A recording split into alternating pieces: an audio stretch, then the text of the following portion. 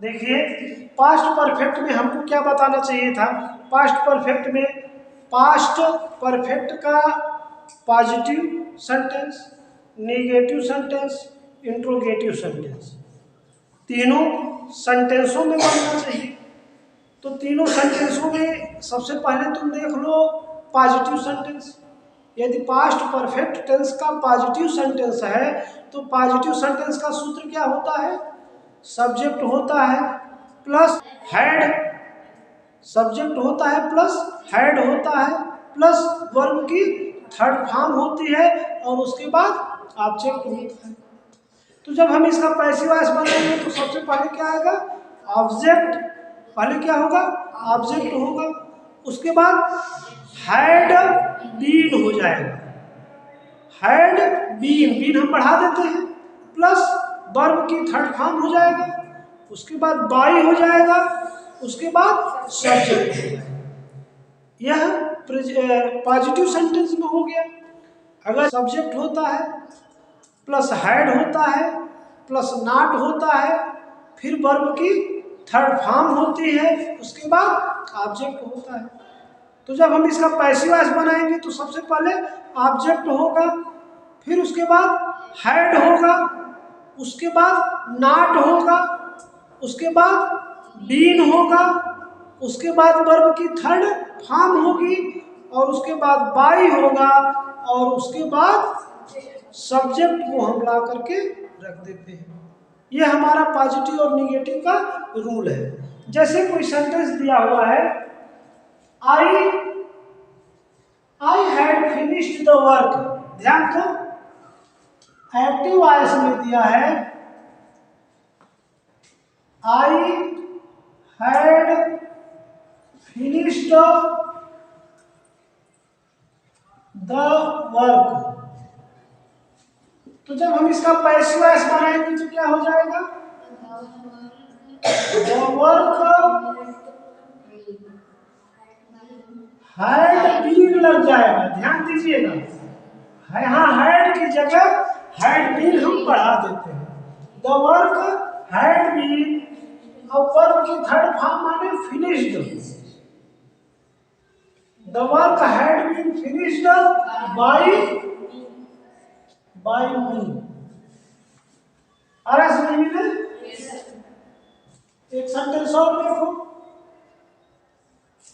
दूसरा सेंटेंस दिया है you had helped my brother, देखो you had helped my brother, ठीक। तो जब इसका पैसिव वॉइस बनाओगे तो क्या बनेगा, इसका पैसिव वॉइस हो जाएगा माय ब्रदर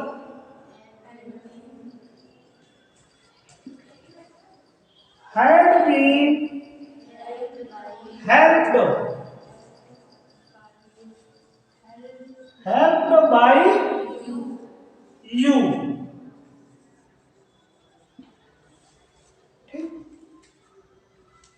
तो ये पॉजिटिव में हम कहीं से भी अगर कोई दिक्कत है तो बताओ, सा सिंपल सा है, सब्जेक्ट को हम ऑब्जेक्ट की जगह, ऑब्जेक्ट को सब्जेक्ट की जगह लाते हैं और हैड के साथ बीन को जोड़ देते हैं, ठीक। और बाकी सारे लोग वही हैं जो शुरू में होते थे। अब इंट्रोगेटिव में आ जाओ,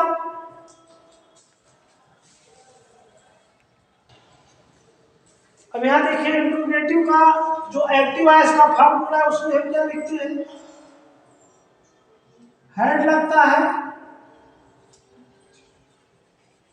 हम क्वेश्चन वर्ड को लिखते हैं, उसके बाद हैड लिखते हैं, उसके बाद सब्जेक्ट आता है, उसके बाद वर्ब की थर्ड फॉर्म आती है, उसके बाद ऑब्जेक्ट आता है। ये हमारा फार्मूला है इंट्रोगेटिव सेंटेंस का। पास्ट परफेक्ट का इंट्रोगेटिव का फार्मूला क्या है, question word plus had plus subject plus verb की थर्ड फॉर्म प्लस ऑब्जेक्ट होता है।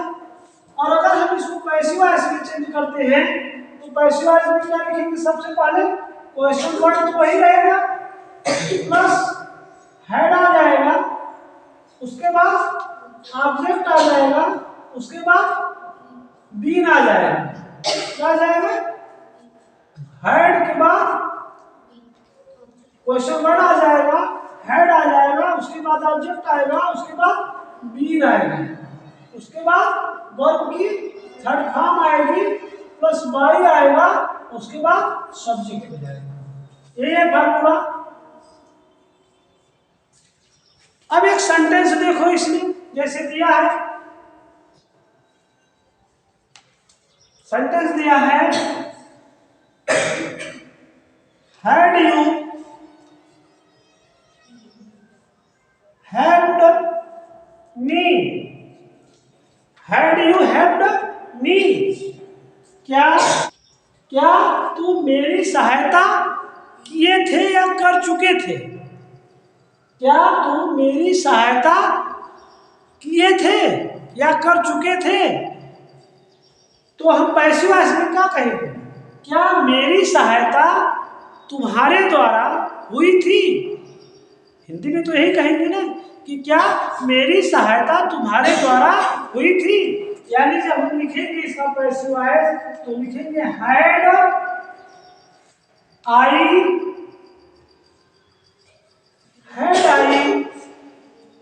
Been helped by you, question mark. ध्यान से देखो, हैड यू हेल्प्ड मी, तो had I been helped by you. अरे समझ में, बस हमको करना क्या है, सब्जेक्ट को ऑब्जेक्ट की जगह ले जाओ, ऑब्जेक्ट को सब्जेक्ट की जगह ले जाओ, बाकी जो रूल है वही है। हैड के साथ बीन लगता है, तो चूंकि इंट्रोगेटिव सेंटेंस है तो सब्जेक्ट के बाद हम बीन लगा देंगे और हेड जो है सब्जेक्ट से पहले आ जाता है। एक और सेंटेंस देखो,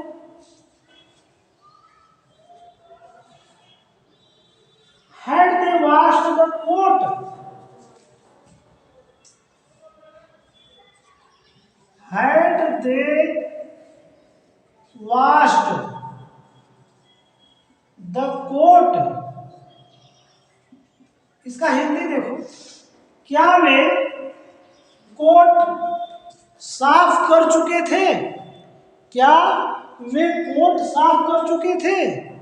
तो क्या कोट उनके द्वारा साफ किया जा चुका था? कैसे बनाएंगे देखो,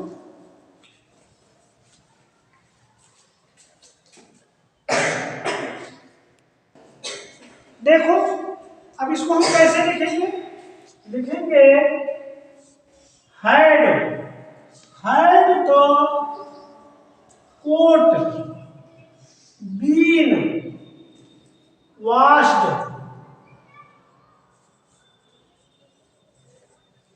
बाय देम, यही होगा, हो जाएगा। Had the coat been washed by them, had the coat been washed by them. अब यहाँ एक चीज बताना है तुमको कि मेरा जो फार्मूला है question word plus head plus subject plus verb की थर्ड फॉर्म प्लस ऑब्जेक्ट दिया हुआ है। अगर ये स्टार्टिंग में क्वेश्चन वर्ड नहीं है और हेड से सेंटेंस शुरू हुआ है तो इसमें कोई अंतर नहीं आना है। अब मान लो कोई सेंटेंस है क्वेश्चन वर्ड भी साथ में है, तो क्वेश्चन वर्ड अगर साथ में है तो उस क्वेश्चन वर्ड को हम साथ में लेकर चलते हैं, यही करना है, यही अंतर है। मान लो फार्मूले में क्वेश्चन वर्ड दे दिया और यहाँ जो तुम्हारा सेंटेंस आया वो क्वेश्चन वर्ड नहीं है, तो इससे घबराना नहीं है। इसमें तुम सीधे देख लो कि हेड दिया हुआ है तो हम हेड से ही सेंटेंस को प्रारंभ करेंगे। जो सेंटेंस को शुरू करेंगे वो किससे शुरू करेंगे? हेड से शुरू करेंगे। और अगर क्वेश्चन वर्ड दिया है तो हम क्वेश्चन वर्ड लगा देते हैं। जैसे देखिए, देखो सेंटेंस जैसे है वो देखो जो सेंटेंस हमारा है इंट्रोगेटिव सेंटेंस वह ये कह रहा है कि वह खाना क्यों नहीं खा चुका था या वह खाना क्यों नहीं खा लिया था। तो जब हम इसका पैसिव वॉइस बोलेंगे तो क्या हो जाएगा, खाना उसके द्वारा क्यों नहीं खाया जा चुका था या खाना उसके द्वारा क्यों नहीं खा लिया गया था। तो यानी जब हम इसका पैसिव वॉइस बनाएंगे तो हो जाएगा why had food not been eaten by him. क्या हो जाएगा, why had food not been eaten by him. देखो जब हम इसका पैसिव वॉइस बनाएंगे तो हो जाएगा, क्या हो जाएगा, why had food not been eaten by him. देखो अब टेंस, फ्यूचर इंडेफिनिट का जो टेंस है, टेंस का मतलब क्या है फ्यूचर इंडेफिनिट का। जैसे मैं किताब पढ़ूंगा, वह पत्र लिखेगी, तो अंत में गा के ये है तो हिंदी में हो गया। इंग्लिश में हम कैसे पहचानेंगे, क्योंकि परीक्षा में हिंदी तो रहेगा ना, इंग्लिश रहेगा। तो इंग्लिश में रहेगा जैसे he will write a letter, he will write a letter. सुन, फ्यूचर इंडेफिनिट टेंस अगर है तो फ्यूचर इंडेफिनिट टेंस का मतलब क्या है कि फ्यूचर इंडेफिनिट को अगर हिंदी में जाने तो गागी ये होता है, जैसे मैं किताब पढ़ूंगा, वह पत्र लिखेगी, है ना। और अगर यह इंग्लिश में होगा तो क्या होगा, she will write a letter, वह पत्र लिखेगी, she will write a letter. तो विल राइट बता रहा है कि फ्यूचर इंडेफिनिट है। अगर विल बी लग जाए तो यह फ्यूचर कंटिन्यूअस हो जाएगा। अगर विल हैव लग जाए तो फ्यूचर परफेक्ट हो जाएगा। और यदि विल हैव बीन लग जाए तो फ्यूचर परफेक्ट कंटिन्यूअस हो जाएगा। तो अभी तो हम पढ़ रहे हैं फ्यूचर इंडेफिनिट टेंस। तो फ्यूचर इंडेफिनिट टेंस का जो पॉजिटिव सेंटेंस है उसका सूत्र क्या होता है, सब्जेक्ट होता है प्लस विल या शैल होता है प्लस वर्ब की फर्स्ट फॉर्म होती है और प्लस ऑब्जेक्ट होता है। जैसे she will write a letter, ठीक, she will write a letter.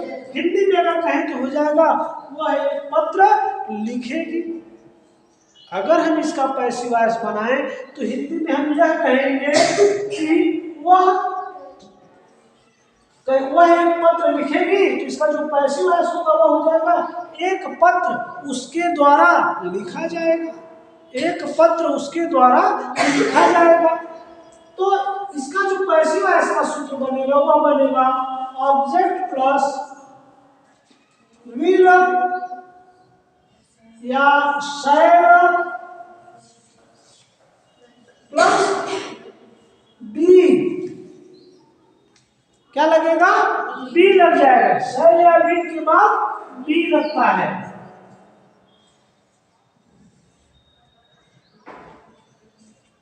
She will write a letter का क्या होगा, तो यहां फराइए object plus will, shall plus be plus verb की थर्ड फॉर्म प्लस बाई और प्लस सब्जेक्ट। ये जो है इसका फॉर्मूला है। तो उसके हिसाब से हमारा पैसिव वॉइस क्या हो जाएगा, इसका हो जाएगा और letter will be written by her, by her। ठीक, एक और सेंटेंस देख लो,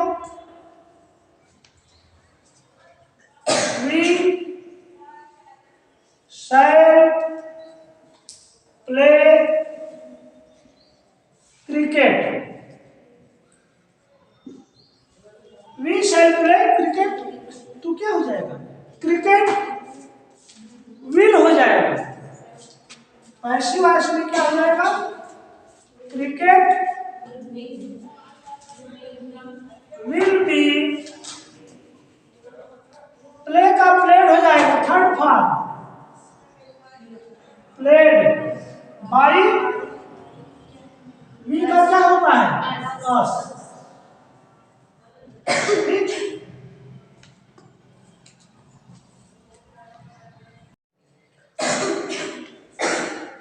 यहां सुनिए, निगेटिव सेंटेंसेस अगर दिया हुआ है तो निगेटिव में क्या होगा, जैसे मैं उसकी सहायता नहीं करूंगा या तुम मेरी सहायता नहीं करोगे, तो इसका क्या होता है,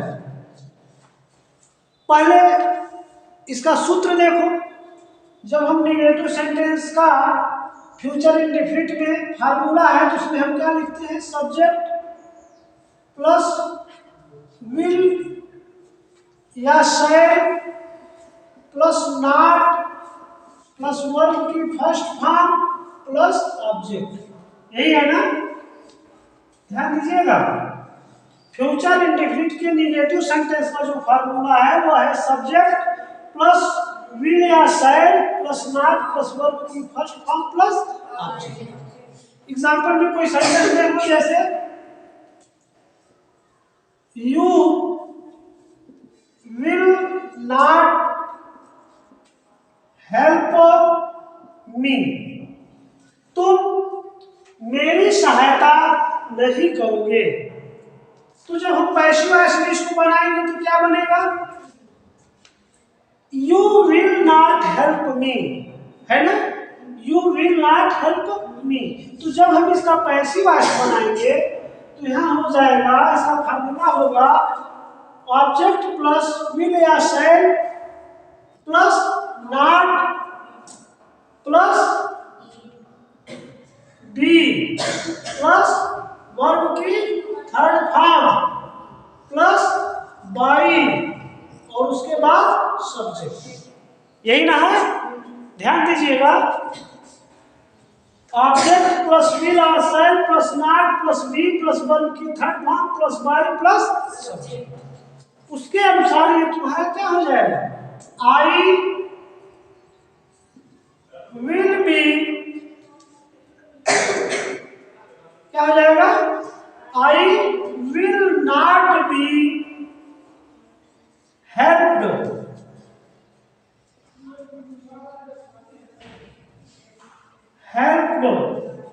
बाय यू, ठीक। You will not help me, इसका पैसिव वॉइस हो जाएगा I will not be helped by you. अब एक चीज और देखो, यहाँ आई है तो विल का क्या लिखेंगे, शैल लिखेंगे, क्या लिखेंगे, शैल लिखेंगे, तो हो जाएगा I shall not be helped by you, ठीक। इंट्रोगेटिव सेंटेंसेस, तो जब हम इसको पैसिव वॉइस में चेंज करेंगे तो सारे रूल वही पहले की तरह होंगे, विल पहले लगेगा, क्या हो जाएगा, विल पहले लगेगा, उसके बाद हम क्या करेंगे, ऑब्जेक्ट को लेकर आएंगे, this fruit will this fruit, will this fruit, उसके बाद दिया है देखो नॉट, उसके बाद बी आएगा, नॉट बी, क्या है, ईट, ईट का थर्ड फॉर्म हो जाएगा ईटेड, ईटेड बाय द ओल्ड मैन,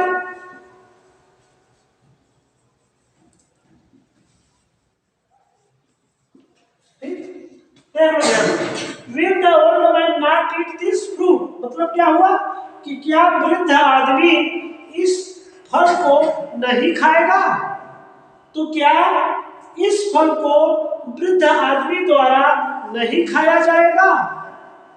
क्या इस फल को वृद्ध आदमी द्वारा नहीं खाया जाएगा?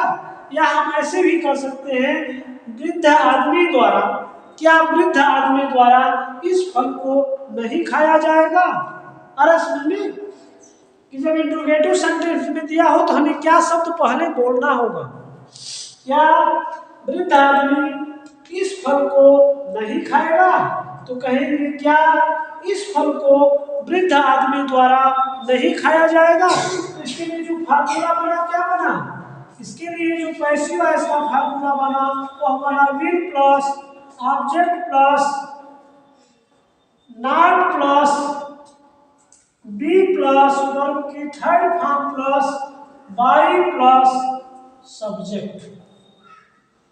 ये जो है फार्मूला हो गया, लिख डालिए।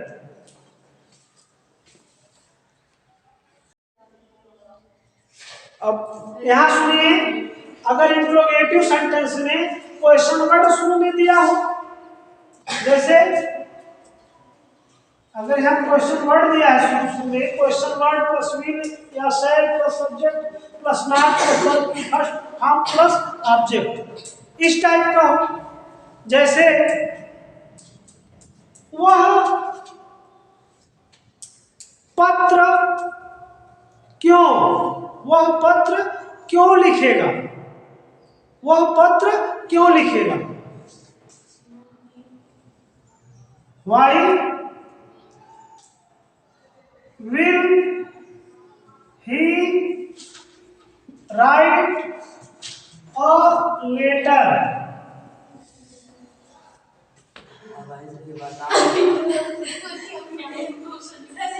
अभी तो बताया sir. Why will he write a letter? तो चूंकि यहाँ क्वेश्चन वर्ड शुरू में आ गया है, इसलिए अगर क्वेश्चन वर्ड शुरू में आ गया और पैसिव वॉइस बनाना है तो हम क्वेश्चन वर्ड को तो वैसे ही लिख देंगे वाई, लेकिन उसके बाद हम यहाँ आते हैं कि यहाँ देखो आई वी या क्या है, तो यहाँ ए लेटर है, तो हम लिखेंगे why will a letter, why will a letter be, क्रिया की third form be written by,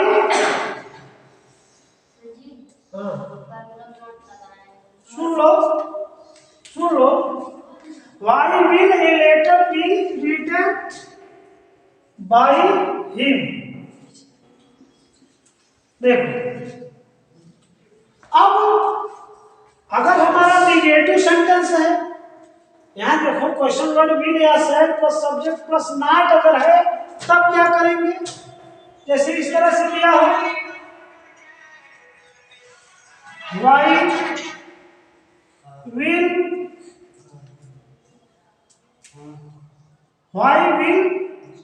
I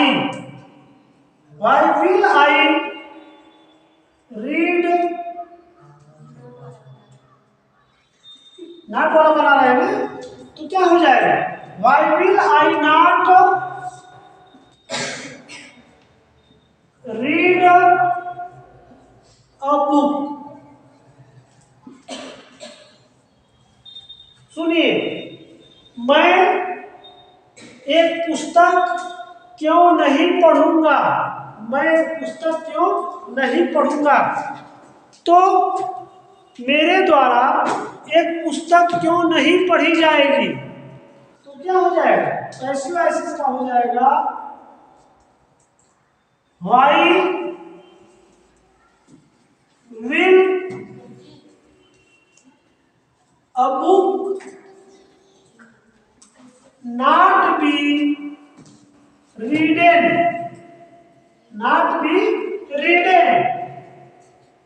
by me।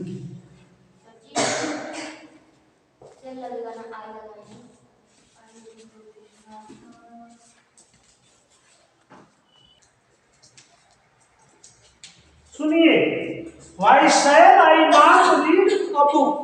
जो सेंटेंस है हमारा क्या है? Why shall I not read a book?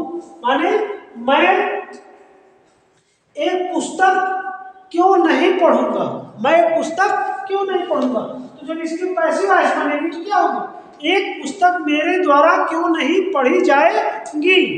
तो why will a book not be read by me. यहाँ ध्यान दीजिएगा, यहाँ आई है तो यहाँ शैल लगेगा, आई है तो शैल लगेगा, लेकिन यही जब यहाँ अ बुक आ जाएगा तो अ बुक के लिए विल हो जाएगा।